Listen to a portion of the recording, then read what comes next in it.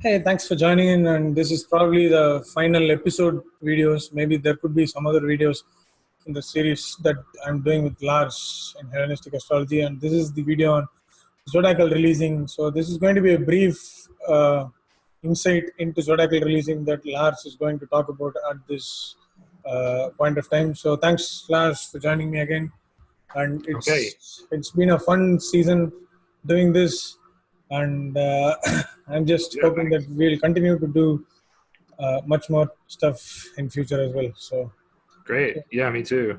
Well, good to be here again. And yeah, Zodiacal releasing, for those who don't know, or you may have heard about it if you're watching this video, because it's kind of a buzzword in the Hellenistic circles. It's just basically a powerful Time Lord technique, right? Where the signs are given lordship over periods of time instead of the planets. So it actually is kind of like a much more advanced version of perfections in a sense, because they're both sign based. And actually, perfections and zodiacal releasing work extraordinarily well together with one another, I find. And I might talk about that a little bit. But basically, the first thing to know is that it's not like all of the Hellenistic astrologers out there were using this technique. We only find it in Vedius Valens so far in his text, and he goes into quite a bit of detail about it. Um, and for those interested, I can't remember exactly what book it is. I, It might I be think book it's the book. four Yeah. or I, so, where he talks about it, and it is originally called a thesis. Somehow it became called zodiacal releasing. I have no idea why, but that was like a modern sort of invention, a modern, like, to call it that.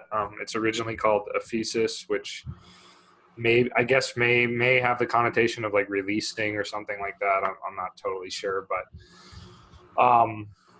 yeah, it's one Time Lord technique out of innumerable that existed amongst the different Hellenistic authors, and we only find it in one text. And so, while it is a powerful technique, it is not necessarily something that everyone was using. So I just want to make that clear, first of all, because I think that that's just important. You know, it's easy to think that just because everyone's using that today, that somehow everyone was using it back then, but that's not really the case.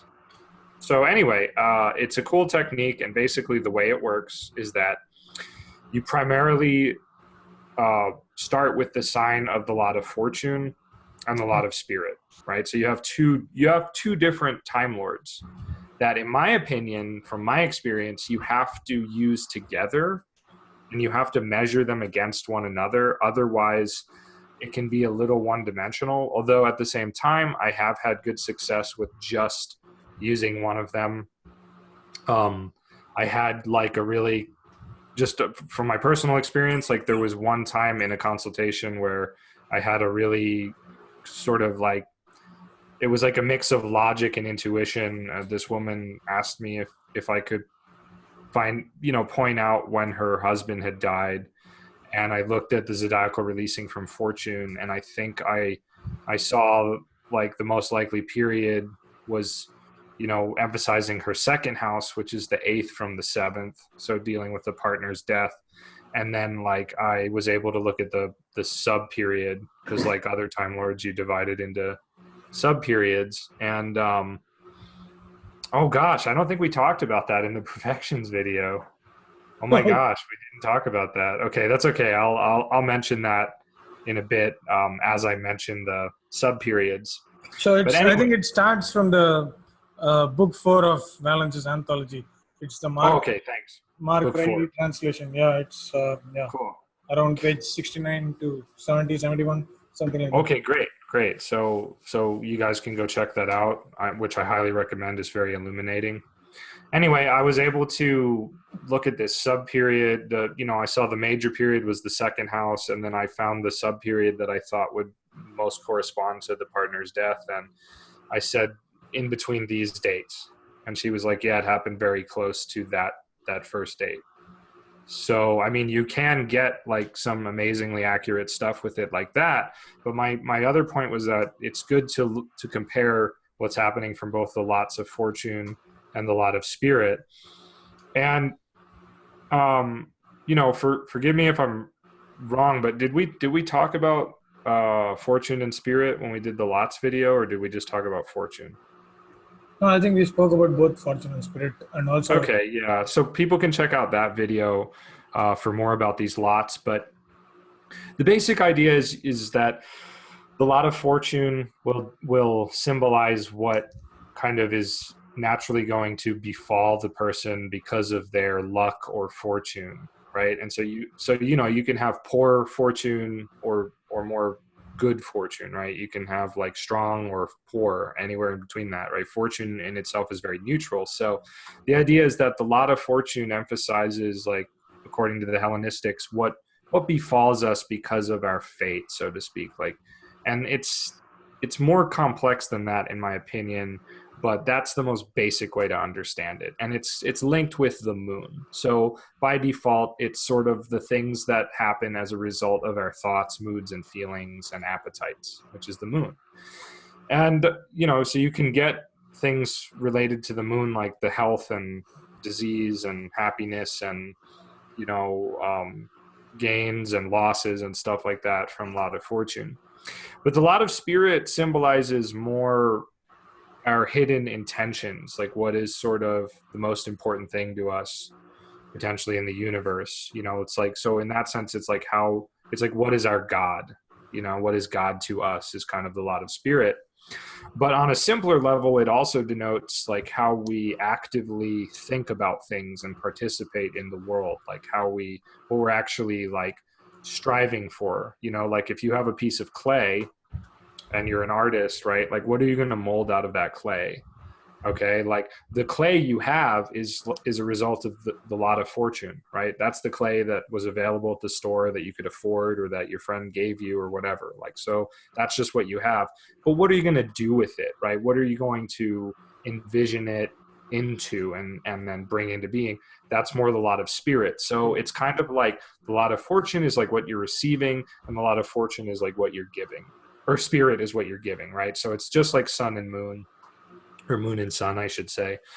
And, so basically, sorry, I keep saying basically. So the idea was that you, with releasing, zodiacal releasing, Ephesus, you're going to take these 2 points as your starting point for the Time Lords. So you're first of all, you're starting from 2 very hyper individualized points, because these points are the results of the sun and moon added or subtracted to the ascendant, right? So these are very individualized per horoscope. So you're beginning the Time Lord from a very individualized place, right? It's not a general place that you're beginning from, because everyone born on the same day is going to have many, pretty much all the same placements, roughly speaking, right? So except for the things like the ascendant and other subtleties. So we're starting from these really individualized points. So it's zodiacal releasing is potentially can give us a lot of insight into like deeper, more hidden and profound factors in the person's life. And I think that's why it's really cool, because of that sort of philosophical foundation that it deals with. But I'm going to share the screen here because it's going to be easier to talk about like how to calculate it and whatnot. So here I have on astroseek.com a traditional birth chart. This is a really good website that's free and has zodiacal releasing, actually. So if we just basically get up the traditional, first you have a chart like this, and then you go and you can press traditional, and that's what gives you this, okay? And you can click on it and get it bigger and whatnot. But if you scroll down here, you'll find we've got zodiacal releasing, release from spirit, fortune, spirit, and the lot of Eros, which is something we're not going to talk about today, but you can theoretically release from any point or lot for that topic. And Eros deals with marriage and appetites and desires and stuff. So, but anyway, the quintessentia here is fortune and spirit, right? So click fortune, and we're going to get all these periods of time calculated. Okay, so the way they've done it here is a little misleading because they've given the lord of the sign. Whereas it's actually what's really emphasized in zodiacal releasing is the sign. So we're really getting Libra here. And if we go back to the traditional chart, right, we've got fortune. Wait, why is it giving me Libra? That doesn't make sense. Do you think we should just mention the number of years ruled by a particular sign before we get into this? Hold on. It might be because, I wonder if it's because I'm using the sidereal zodiac. Yeah, I wanna mention how that works. Oh, that is so weird. It's not calculating it sidereally. Okay, let me just go back and change the chart to tropical. Okay. Sorry, yeah. Sorry guys, for those watching. Yeah, okay, so for whatever reason it's being a little janky. Fortune is in Libra right there, and Spirit is in Aries, okay? So from Fortune, we're going to start with Libra, right? And from Spirit, we're going to start with Aries when I click Spirit, right? Okay, there it is, right?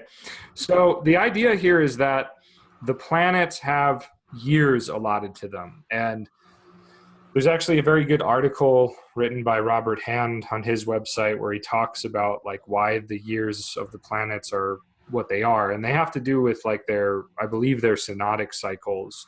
Like it takes Venus's years are 8 because it takes Venus 8 years to make these like 5 conjunctions with the sun that turn into a 5-pointed star, for example. And so it's like these interesting synodic cycles that these years arise out of. So Venus rules 8 years, Mars rules 15, Jupiter rules 12, right? It takes Jupiter 12 years roughly to go through the zodiac. Saturn rules 30, okay? But for some reason, for Capricorn, he rules 27, and in Aquarius, he rules 30. I don't exactly know what the logic there was, but that's how the technique has come down to us, so that's typically how we use it. And then Jupiter, again, yeah, okay, 12 years. So what didn't I mention? Oh, yeah, Sun rules 19 years, and Moon rules 20, and Mercury rules 20. No, I'm sorry. No, Moon rules 25, Sun rules 19. Yes, you're right. Moon rules 25, Sun rules 19, and Mercury rules 20. And again, there is an astronomical logic to this that I am not at this moment fully qualified to explain. I think for Gemini and Virgo, do you hear me? Yeah. So I think for Gemini and Virgo, it's basically the Mercury's number of days that Mercury takes to come around the zodiac in a normal speed without calculating a retrograde. But I think for Venus, Venus goes retrograde exactly in the same sign with the difference of about 1 or 2 degrees every 8 years once. So okay, yeah. So it's things like this. And for those of you interested, again, you should look up ages of the planets, like Rob Hand or something like that. You'll find his article is very well written, and it explains all this very beautifully. So there is a nice, wonderful logic to it. And unlike something like Vimshotri Dasha in Vedic astrology, where you calculate out a ratio for how far the moon has moved through the nakshatra, here you don't do that. So in other words, the lots of fortune and spirit can be anywhere in their respective signs, and you're always just going to allot the full number of years. So it's very simple. So it's not like you're going to take a ratio of 12 degrees out of 30 is about I don't know, percentage wise, shoot, I can't do the math, but you're not going to like calculate this percentage of 12 degrees relative to 8, right? You're not going to do anything fancy like that. You're just going to say lot of fortune is anywhere in Libra. So the first period is Libra for 8 years. That's it. It's like really simple. Okay. And then we get these sub periods where, as you can see here, right, it's Libra from the beginning of birth to basically December 8th. Wait, is that right? Yeah, December 8th, 2019, where it switches to Scorpio. So then it'll be Libra Scorpio. And we can see this here by clicking Lord 1, Lord 2 text report, right? We've got Libra, okay? And then that ends here where Scorpio begins, and then Scorpio lasts from December 8th, 2019 to March 2nd, 2021, right? So that'll give us Libra Scorpio. Then it'll give us Libra Sagittarius. And you can even go down further, I think. I don't know if I can do it with this software. But you don't really, in my opinion, you don't need to go down further. People just like to do that because they just, I guess, want to be meticulous, and that's fine. Like, you know, you want to experiment with this stuff. There's if you really want to do it, there's other softwares that go down and divide the periods into like level 3 and level 4, so you can get to the month and to the day. But for all major predictive purposes, like, this is enough, in my opinion, these 2 levels. Okay. And so basically the ratios here are, I think, the same. Like Venus, or like Libra will get, I believe, will it get 8 months? Yeah, I think it will get 8 months. 8 months, yes. Yeah, and then Scorpio will get 15 months, right? Because Mars is 15 years. And if I didn't make this clear earlier, forgive me for those watching. Like the years of the planets are the years of the signs they rule. Yeah, exactly. So that's how we're getting years. Okay. So this is all well and good, right? But what the heck does this mean? Well, just like with perfections, right? We want to analyze what's going on with these, these factors involved. So we want to look at the sign, okay? In this case, Libra, or, usually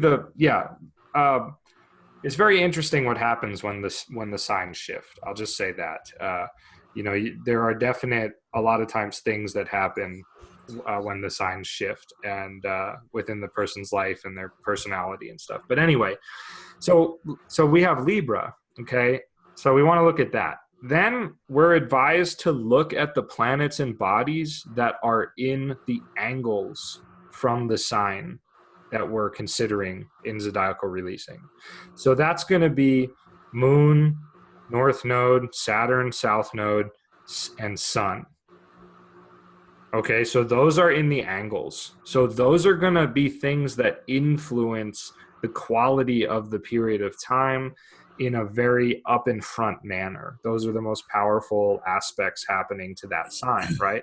Now, of course, if there was a planet in this sign, we would want to really pay attention to what that planet signifies and what it does, but there's not. So we want to look at the most powerful aspects. And in order, I would say the most powerful aspects to this sign are going to be the sun, because it's in opposition, and the moon, because it's in a superior square, meaning that it's in the 10th sign from this sign. And then Saturn would be kind of the last one, or maybe the least most influential in terms of the Hellenistic tradition. However, in terms of Jyotish, Saturn would actually be given a full aspect, but let's not delve into that here, because that could be a little confusing for people. Then I would add that if you want to get a little more esoteric, right, you can look at the planets that are in the trines to this period as factors and things that will be supportive, generally speaking, supportive to this period, whereas these things are more neutral, right? Like malefics, like Saturn, will be, generally speaking, it will make the quality in things malefic, but that doesn't mean Saturn is going to have a bad effect here, in my opinion. That just means that the period of time, if there were no benefics, right? Like if there were no moon aspecting here, for example, then we would just have a malefic, and sort of a sun is kind of a more mild malefic, but we'd have 2 malefics in what's called the stakes, or the angles, right? The stakes from Libra, and that would give some more challenges and whatnot. But anyway, you can look at the trines to see like what's actually going to be perhaps supportive during this period, and lend a certain amount of, like guidance, perhaps even, to the person, and empowerment and stuff, right? You can look at the sextiles to see, generally speaking, like what are going to be some sort of other kinds of support for the person. The sextiles are generally, I won't say like it's not so much a lesser form of support, but it's more of, in my experience, I think of it as like a support that comes more through others, right? 11th is friends, 3rd is siblings and neighbors and things and acquaintances.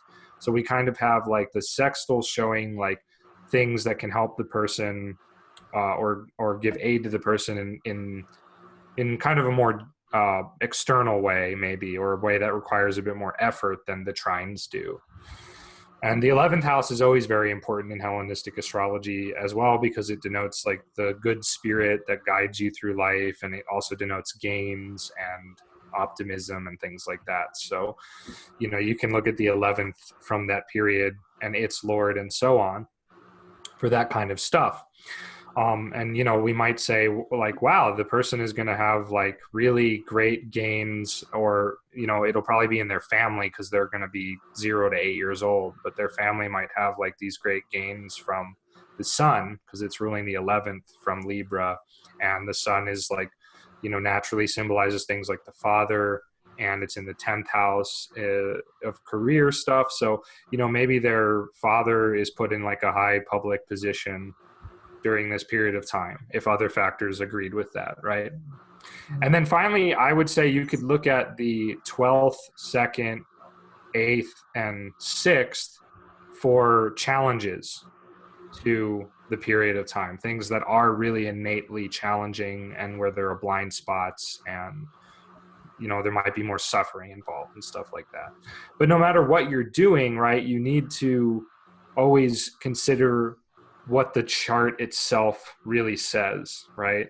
Because these are temporary ways to analyze the chart according to a time period, right? But like, I can't, like, if the chart doesn't show like a wondrous amount of money, okay, like I can't be like, oh, look, like during Scorpio period, the 2nd house has this great Jupiter in it, so the person's going to be rich. No.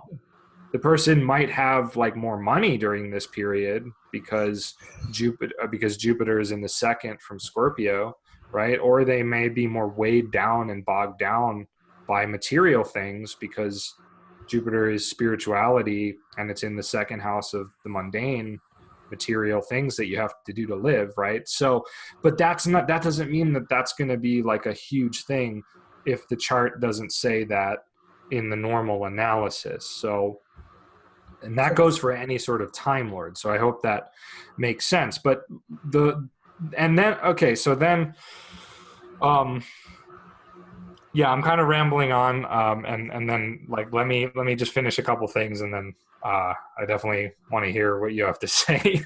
But I just want to be like really thorough here. So then, basically, we also do want to take into consideration the Lord of the sign of zodiacal releasing, right? Whether that's the major Lord or the sub-Lord, right? So here the Lord would be exalted Venus, not too shabby, like pretty good Venus. It's near the midheaven. But this Venus is also in the 6th house from Libra, right? So in that sense, there could be a bit of a challenge with it, but probably not a major one. But the sub-periods become very important, right, in terms of getting additional timing factors, right? So, like, we see all of this stuff happening, right? We see Saturn, Moon, the nodes, and the Sun, like, actively influencing this time period. We see Mars as a potential support. We see Jupiter as a potential support. And we see Mercury and Venus as potential challenges, right? When is this stuff going to happen? Well, logically, it should happen when the sub periods come to the signs where these factors are. And as you're going to see here, right, 8 years is pretty short. So we actually don't even get to all the signs, right? We don't even get to Aries, right? So maybe that promotion of their father doesn't happen, right? Because we don't even get to Aries before it finishes, okay?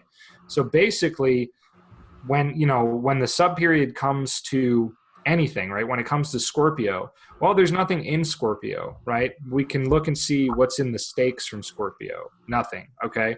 So then we definitely want to look to Mars, the Lord. What is Mars's relationship to Venus, right? Well, they're in a square. Okay. And, you know, these planets are in Mars's bounds, right? So there's some compatibility there. You know, Mercury disposits Mars and so on. But anyway, you know, we can see that there's maybe a bit of a tense relationship between these two. So the Libra Scorpio period might be a little more difficult, you know, there might be some more challenges or whatever.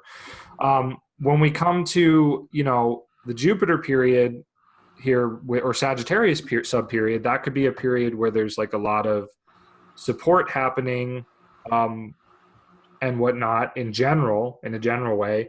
When we get to the Capricorn period, so on, when we get to the sub period that has the Lord in it of the sign under consideration, that can be a really powerful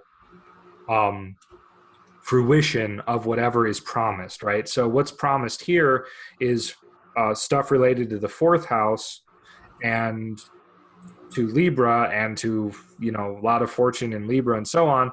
And Venus is in the 9th with the 12th Lord and the 3rd Lord. So the person could move during this time, right?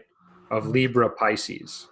They could have some kind of upheaval in their home. They could move to a foreign country or something like that. They could, you know, so many things could obviously happen. Okay, like we're just giving a basic idea here. But that's kind of like the general and I think most fundamental interpretive principles here of zodiacal releasing. And then I will also say that sometimes the sub-period doesn't matter that much, or the major period doesn't matter that much. So you also want to consider that, like, when we get to the Sagittarius sub-period, we can forget, like, for a moment how Jupiter relates to Venus and how Jupiter relates to Libra, or rather Sag and Jupiter relate to these two. And we could just say, well, when this happens, Jupiter's in the 6th house and it rules the 9th. And so what is getting activated here, right? Like, what's getting activated is a retrograde Jupiter in the 6th house, right? So that could be something to do with, like, somebody getting sick, or debts happening, or a challenging time financially, even though we said earlier Jupiter in a sextile to Libra could be a supportive factor, right? Things are not one-dimensional is my point here, right? You can have periods of time that are both, well, you always do, that are both challenging and not challenging, right? Like, there's like nice things happening and there's challenging things happening. So you have to be able to sort of tune in to, like, what is this Jupiter really saying? And that's where things like perfections and transits and other Time Lord techniques and timing techniques can really come in handy, because they can help bring to life what these are going to symbolize. So okay, so I think that kind of does it for me right now. And now I really want to give you a chance to put in your 2 cents. No, I think you said it all, but the thing is that I think it's easier for those who have already used Vimshottari Dasha. Do you still have something to share? No. I mean, I want to mention a few other things, but I want to let you. The screen share. Oh, stop it. No, I mean, if you don't have anything more to share, maybe you can stop. Otherwise, we can just continue like this. Oh, I do have a couple other things to say. Okay, then we can just continue like this. Like, as it is, those who have already used timing techniques like Vimshottari Dasha, Charanamansha Dasha, I think it's easier for them to follow what is zodiacal releasing. Because even when I picked up zodiacal releasing for the first time before 6 months or so, it was initially a bit confusing, but still I think I quickly kind of got into my own in terms of using zodiacal releasing. But the interesting thing is that I've always used it in the sidereal zodiac. Cool. And I think it's a different opening in terms of I've used very less tropical zodiac with zodiacal releasing, but I think I've used a lot of sidereal zodiac. And what I found is that if apart from the peak periods such as angles from fortune or spirit, I think it's also important to, as you said, it's important to consider the dignity of a particular planet. And the sign that is activated and the planets that a particular sign is hosting. So that will give us a clear picture of what is challenging and what is supporting. And the other thing is that we can also look from the rising sign point of view, just like how we used to look with Vimshotri Dasha or Charanavamsha Dasha. I think that also gives some kind of significance and opening in terms of how things are going to manifest. At the end of the day, Absolutely. I think, so it's this is the answer for Hellenistic uh, to the Vedic Vimshodri Dasha, because Vimshodri Dasha is that technique where you take moon's position, where you kind of analyze a particular person's inner self, and also the ascendant, which is the entire self, and also how a person is representing.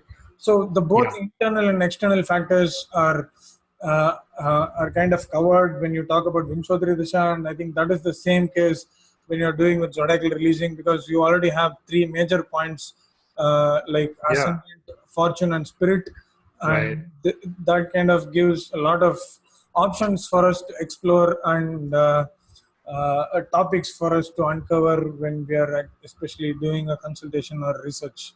So I think Right, exactly. And I just want to mention quick, I did find the level 3 and level 4 periods here. Like you can click here and you can even get like, I guess a transit chart too for when the periods begin, which could be useful if you wanted to go really crazy. And you can get solar return, and you can get all with zodiacal releasing because they're both sign based. And so if the perfections match up with the major period or the level 2 period for that period of time, right, that year, then that thing is going to be emphasized. But yeah, to go back to what you were saying, like, wow, I mean, there's so many layers to this, because we have ascendant, fortune, and spirit, you know, and the Hellenistics preferred to use fortune and spirit, I think, as ascendants, maybe over the moon and sun, which is more what you do in Vedic astrology. And I think that all 5 can be meaningfully used if you know what you're doing, right? Like if you really know what you're doing, you can get subtleties out of that. I think there is another major intricacy here, that if both lot of fortune and lot of spirit are placed in a same sign, I think you need to just move lot of spirit one sign forward in order to calculate the zodiacal releasing from lot of spirit. That's true. Yeah. So like during a new moon or a full moon, it's very likely that spirit and fortune will be in the same sign. Yeah. And so Valens says move spirit's releasing period to the second sign from fortune. Mm-hmm. And, apparently that works pretty well. I haven't experimented with it a lot, but that's generally, I think, a good simple fix for it. It's not too confusing or complicated. The couple other things we should talk about are loosing of the bond and definitely peak periods. And there's some other stuff too. There's tons of stuff that you can think about with this. We're not going to get to all of it. But I think loosening of the bonds is very it's important. Yeah. But I suggest reading Valens for sure. He even goes over like how the person's thoughts will be affected based upon the element of the signs related to the zodiacal releasing of lot of spirit. So the notion is that like when you have a releasing period from spirit and it's in, like an air sign, the person will be thinking about air sign kind of things and so on. So that stuff is really cool. Some people say that fortune is for body and spirit is for career, and Valens kind of loosely does say this, but he also gives so much more hints more subtly, and I tried to sort of include those things in the beginning of this video when I talked about fortune and spirit, right? It's not just about body and career, it's about like, I would say the qualities of your mind and thoughts and feelings and appetites, like your ability to find some happiness, some measure of happiness in the world, versus spirit, your ability to find something, go towards something that takes you beyond what you might call relative conventional happiness, right? Spirit is like that thing in our heart that is like, we have to do this because it's like what we're here to do in a way. So, spirit can show career related stuff, but I think it's much deeper than that. So we'll talk about that more in a moment, but loosing of the bond, as you can see, it gets marked here. Okay. And for this person, they actually wouldn't have a major loosing of the bond until they were quite a bit older.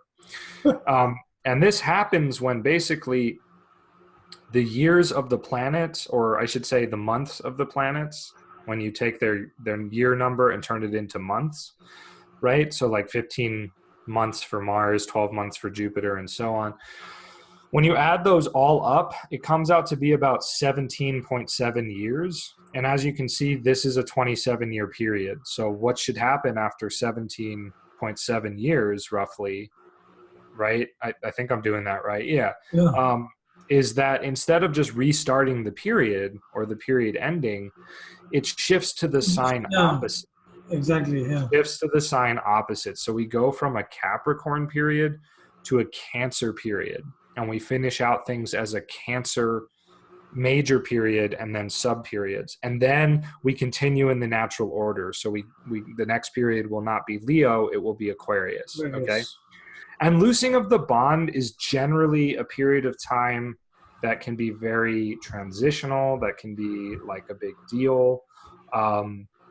Valens makes the distinction for the signs of Saturn and the luminaries. He says that basically when Saturn sign looses the bond to a sign of the luminaries, like Cancer or Leo, it's a loosening of the bond from darkness to light, because Saturn signs are naturally during the darker half of the year, and the sun and moon signs are during the lighter half of the year.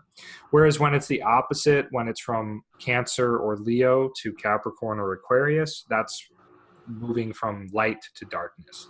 Generally speaking, moving from darkness to light is more auspicious in this technique, and the reverse is true for light to darkness, for what should be obvious reasons symbolically, right?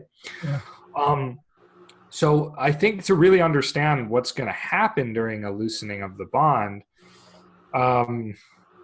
you have to really carefully analyze the planets involved, but you also have to really tune in. It's not really a linear thing. It's not an easy thing to understand what's going to happen. When I had a loosening of the bond around 17, 18, because in tropical, at least, I was in a Leo period. I was born into a Leo period because that's where my lot of fortune is. I dropped out of high school and got my GED. And why did that happen? Well, I mean, could I have predicted that? I don't know. But I will say that tropically speaking, from Leo to Aquarius, Aquarius has my 9th lord and 3rd lord, and it's also the 6th house, and one of those planets is a natural malefic, and the North Node's there, which also is a natural malefic. So I did something really outside the box, unconventional, like broke myself away from conventional high school and got my GED and went to college early. Okay, so like the symbolism fits very well, but again, you really have to be tuned in, I think, to get that, because it's like, it could be so many things. Like I also could have just been like, screw this, I'm dropping out of high school and traveling all the way to like Asia or something random like that, right? There's so many different things that could have happened, but if you're looking at a chart, you might say, well, there could be something that happens related to your education and your travels, or you might do something radically different that you've never done before with regard to education and journeys, and maybe your belief system will radically change, or stuff like that, right? So all of those could have been true, but really only one of them was majorly true. And it's like that for anything in astrology, but I just think loosening of the bond is sort of a weird kind of a weird thing that, it doesn't happen that many times in our life, right? I don't think I have loosening of a bond in my life. Oh, okay, that's interesting. Yeah, because you're not going to have it except for in the Saturn periods, the luminary periods, and the Mercury periods, because those are the ones that are above 17.7 years. Yeah. So if we look at this chart real quick, we can see that when this person is going to be like in their 50s, maybe, right? I think they're going to have this loosening of the bond from Capricorn to Cancer. So they're going to go from a situation in which they may be bound up in some kind of challenges in their relationship, right? They might be like having, I don't know, all sorts of weird things happening throughout this period of time with the South Node and the 8th Lord there and whatnot. Who knows, right? Like, we're not going to get into details, but then the loosening of the bond, they'll go to Cancer, where they have a benefic waxing moon, but with the North Node, which is also kind of it really kind of harms the moon traditionally. And so, I don't know, they may be going from a state of inertia, because this could easily be a pattern of like hoarding. Okay. So they're like hoarding things, and then they go and they have like a mental breakdown. Okay, like it could be something like that. I mean, I'm not really being too chipper here about it, but if you look at this chart, it's got some major challenges in it. It's not a bad chart. Anyway, the speculative native is going to go through a hard time in 2071. Yeah, the speculation is that now if this person really has their shit together and is really doing some cool stuff, and they're really, yeah, wow, so many planets have essential dignity. It's weird. Anyway, they're doing some cool stuff, right? This might be like a, I mean, it's literally a 180, right? It's going 180 degrees in loosening of the bond. So you might think like, wow, this person is going to really get outside their comfort zone and do something completely different, like completely novel and strange and different. And, who knows, right? Like, and again, we look at the other periods to see like what is really going to support this. When it gets to the Capricorn period, sub-period, right, we're back into where we started, and we would also want to look and see, we would want to ask the person, what happened in your life during Capricorn Cancer? So between December 22nd, 2062 and January 10th, 2065, was there a lot of Moon Saturn opposition themes, right? And of course, you don't say that to the person. You actually delineate, because otherwise, why are they seeing you as an astrologer? And so you put it together as like, oh, did you have a really difficult time emotionally, or did you have like a sense of impending doom, or did you, whatever, and then because obviously, look, this is getting repeated, right? These themes are getting repeated, although it's the reverse, right? Cancer is the more powerful period and Capricorn's the sub period. So that's kind of, some insight into that. Then I guess we should just talk about the peak period idea too. Yeah. And that is pretty much that when we release from the lot of spirit, okay, there will be supposedly the peak periods of the potential for a lot of activity, success, and I don't know, just not necessarily success, but I think very important periods that can play a major role in the rest of your life.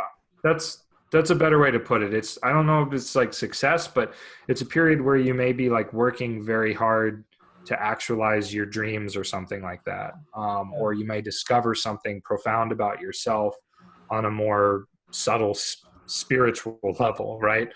Basically is that whenever the periods from spirit go to one of the angles from the lot of fortune, the most powerful are the 10th house from fortune and the 1st house from fortune, with the 7th and 4th house being a little weaker. So that means that, that means the cardinal signs. Okay, so then we look at releasing periods from spirit, and we're going to find that they're born into a peak period. Okay, so that's very interesting.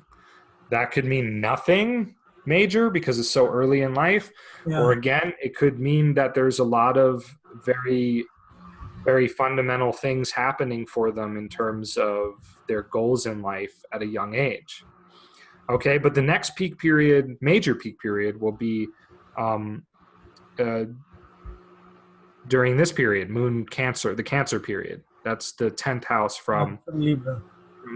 from Libra, and that would be probably be a very, very, very powerful period for that person. This roughly 25 years, right? But of Yeah. course, there's a loosening of the bond here, so it'd be more, 17.7 years would be the most powerful. And of course, when you have the minor periods too, like those can be peak periods. They just don't last as long, right? So like we find Cancer, a peak period here, peak period here, peak period here, right? We find a peak period here, peak period here, peak period here, and so on and so forth. They're just not as long. But in order to in order to understand what might happen for the person during those peak periods, you can go back and ask them, right? Like, oh, what happened here, right? During this 2-year window? What happened here during this 2-year window? And this 2-year window? And, people don't remember these kinds of things easily because they're more subtle, right? But if you actually had a person really think hard about these periods of time, you might find that there was a theme that kept reoccurring for them, right? And then you could put it together and say, okay, well then during this period, like this, you get a better idea of what might be happening for them and so on. So it's pretty interesting stuff. I think, I like these peak period things. And I also think that, for spirit and fortune, you have to emphasize the house from the ascendant, but you can also emphasize the house from fortune or spirit, right? So here, when we have a releasing period of spirit that moves to Taurus, we have the 11th house emphasized, but that's also the second house from spirit. So in a sense, we have a second 11th theme being manifested during a Taurus period from spirit. Whereas from fortune, we would have a 8th house, 11th house theme, because Taurus is the 8th from fortune. So we have an 8th house, 11th house theme for any Taurus periods from zodiacal releasing from fortune. This is not something that Valens says. This is something that I do and think is logical and seems to work well in delineation, right? So this is going to be a much more potentially auspicious period releasing from spirit than it is from fortune, because from fortune, it becomes an 11th, 8th house period of time, which could be, just quite challenging in general. Okay, 8th and 11th are, they're not really that compatible in terms of what they represent. But 2nd and 11th are quite compatible, generally speaking, right? So that could be a period of immense gain or a period of immense loss and, duplicity and stuff like that, depending on where we're looking from, right? So yeah, there are just a lot of layers to this, and I think that pretty much covers it. The one thing I wanted to add with perfections, right, is that, like if the person is in let's say a Aries sub period here, and then that same year the perfected ascendant or moon comes to Aries, right, then that's like a double emphasis.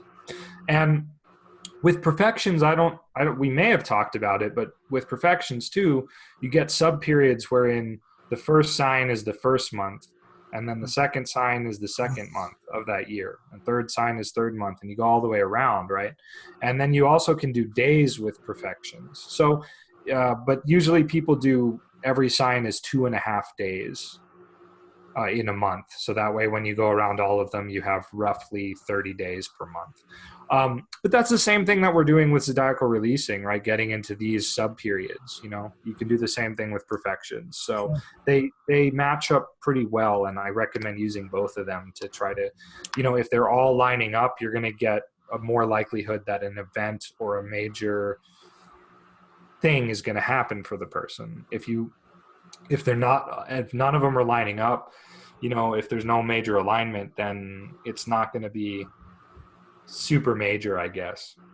And yeah, the other thing too is like when these signs change, right? Like the major periods, especially, the person can become like they can start pursuing different things. Like for me, Fortune, the first period was 19 years of Leo.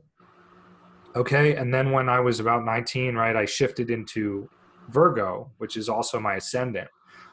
So when I shifted into Virgo, I started like reading and studying voraciously and started getting really into astrology and esotericism.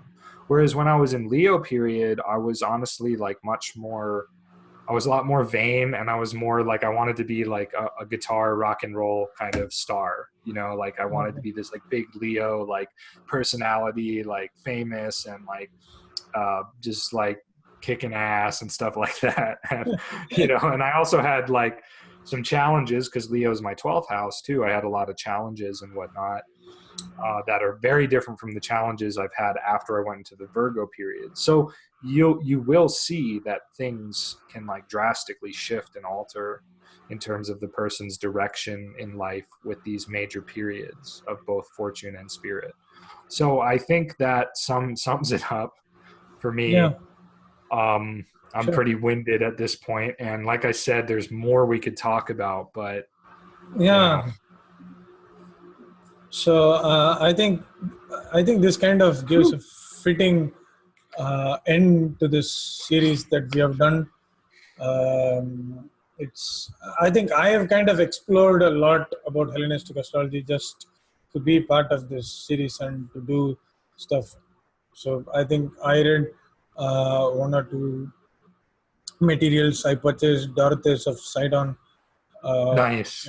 translated by Benjamin Dykes, and then I also kind of went through Chris Brennan's book completely. That's probably one of those books that I've read completely. So, cool. So and Zodiac releasing it was an exceptional video. I think it's better than the sect video that we did, which was good. Very good. So yeah, I felt a little disorganized here, but hopefully people watching it, hopefully you guys will get something good out of it, even though it's a little disorganized. So. Okay, no worries. I think it's very difficult to organize astrology as it is, and the other thing is that I think we began to talk about this in November or December, and it's already like almost 3 to 4 months that we have been doing like 12 episodes, and we have met a lot over this period. Yeah. And I think I've learned a lot in terms of doing this stuff. So I'm just hoping to do a lot of Hellenistic stuff, and probably we'll do a conclusive video if possible. But apart from that, this is probably the end of the actual conceptualization of Hellenistic astrology. And the most unique thing about this series is that this is going to be evergreen, and there is not a lot of free Hellenistic material that is available online, especially in terms of video format. So I think this is going to serve the future generation of astrologers very well, and I'm just very glad that you came with me to do this, and thank you so much. We'll be back with fun. Yeah.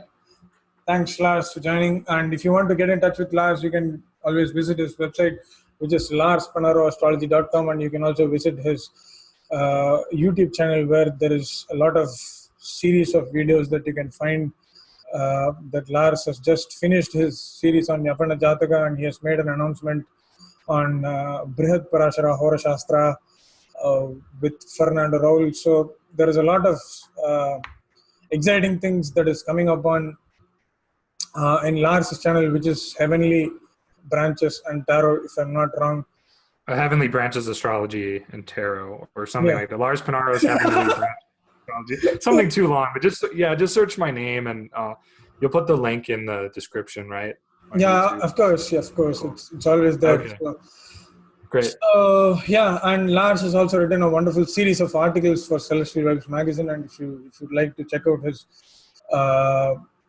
writing work, I think it's one of the wonderful platforms. And he has also he has dedicated a new blog for his unpublished articles, which are probably countless. So Yeah.